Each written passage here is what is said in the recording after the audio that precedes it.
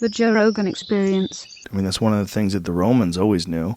So make people have families. You can control them if they have families. Oh, that's fucking powerful. Yeah. You can control your families. You can't control young dudes. Right. Who are young single. dudes with swords. Yeah. Who are single. Like, you want them to get shacked up and have kids. Right. So that way they stop doing that. Yeah. And then you got to kill somebody's kids every now and then to keep them in line. Jesus, and that's Joe. what they did.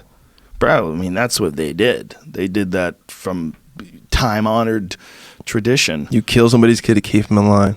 They did it with. They've done it in the mafia. They've done it with a lot of people. I mean, it's always been something that people do to put fear in people.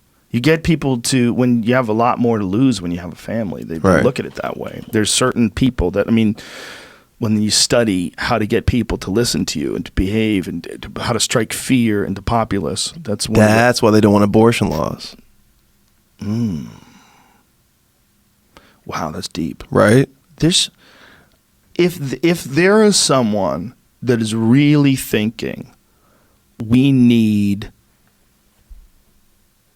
to make sure that people have families so that they'll be more vulnerable. Yeah. If there's someone that is following that philosophy, which is not my thought. Yeah, exactly. You said the Romans said that. But it's been around forever. Mm-hmm. This is like a commonly like a human, humans born, they think that like, oh, we have to keep families to keep them in line. Well, it's when you talk about authoritarian figures, like people that want to have an iron fist to control the population. Mm-hmm. The last thing you want is a bunch of young single guys running around with no attachments, because that's how coups get successfully completed. Yeah. A bunch of young mercenaries just decide to take over your fucking building, like expendable style, and shoot everybody. You don't want that. Yeah, because they have nothing to lose. Right. You want a guy who loves his wife and he's got something loves to lose. His kids, and he's got he's got something to lose, and that's how you keep a society in order. And that's why you shouldn't be getting rid of babies. No condoms, no babies. No birth control, no babies. If someone really was plotting out a culture that way, like really masterminding it and really saying that, not just knowing that it is the case that people do change when they have children, but then doing this and promoting this on purpose specifically to control people. If that was the case, yeah, they would do that. They would do that too. They would work against abortion because they would want more people to have more kids so that they can control them.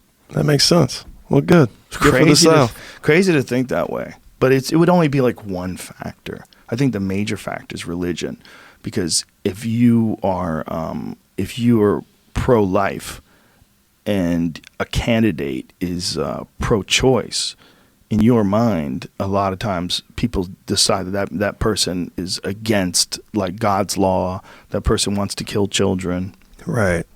So they almost feel like compelled to vote, to vote against you if you're pro-choice. I know, but like, are they thinking about, well, what if this mother doesn't raise this child? Now you have this, this mother who's resentful of this child that she had that you guys made her have, and this child who's, this loveless child now, and they both, she's got mental illness, he's got mental illness because, he's looking for his mother's love. She's like, this kid ruined my dreams, this husband didn't stay, that kind of thing. And you're making these communities, depressed and sad, and then you guys who said, no, you have to have that. You're not raising this kid, you're not putting money in that, in this family's pocket.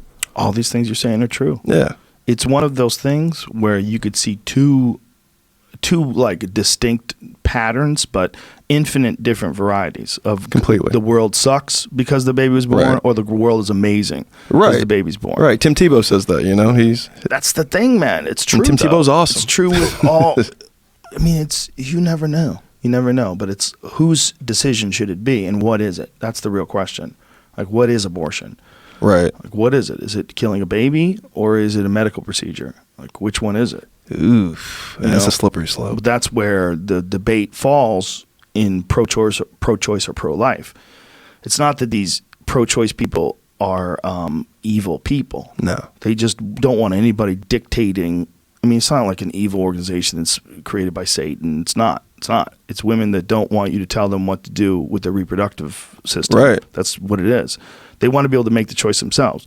But then there's other people that are pro-life, and specifically the more militant ones, which, have assassinated abortion doctors. I mean, there are people that firmly believe that even if it's just a couple of days old, Right. It's a baby. Right. And that any sort of procedure to stop that in its place is murder. You're murdering a baby. And there's no ifs, ands, or buts about it. And it's like the way they look at the loony left, and that they buy into this bullshit. And, right. you know, that's a narrative that, you know, that's how they really believe. And people demonize people on both sides of it as if they're so different, and there's no way you could ever think any differently than the way you're thinking it right now. No, I think you broke it down just like, is it a medical procedure or is it, you know, the other way? And I think that's hard to get into. It is and you can't. I mean, that we'll be debating that till the end of time. Well, it's one of the most human subjects because it shows how complicated shit really is. Right. And if you try to pretend it's not, then you get into late-term abortions. You're like, well, what's up there? when does it get weird for you? When does it get weird? Yeah, Is it 6 months? Does it get weird then? Look, it's weird. Like, I'm not saying you shouldn't be able to have an abortion or should be. I'm not saying either of those things. I'm just saying to deny the weirdness. Yeah. At the nicest term that I could come up was weirdness, right? It is weird.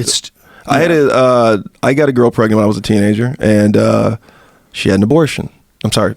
She had a miscarriage. Nature's abortion. And then she would, I remember it was 8 weeks or 9 weeks, and she was flushing out chunks of what she was calling the baby. So I mean, that's at like 8 to 9 weeks, everybody. Jesus Christ. Yeah. So wow. Yeah. And she shouldn't have had a baby. She was on crystal meth. I mean, that shouldn't have happened. So thank whatever higher power did that for us. But yeah, but I'm saying like that. I mean, that's when that's why it's so messy, and it really is messy because you don't know what is what. Right. You know, she's like, it traumatized her. Yeah. You know? Makes sense. I mean, it's a crazy process that the human body goes through that men will never really understand, because there's never going to be an opportunity where a body grows inside your body and then comes out of your body the way a woman experiences. I mean, that's some alien shit. Dude, women experience something that is so alien to anything that males experience. They grow a body inside of them. Yeah. It's so different.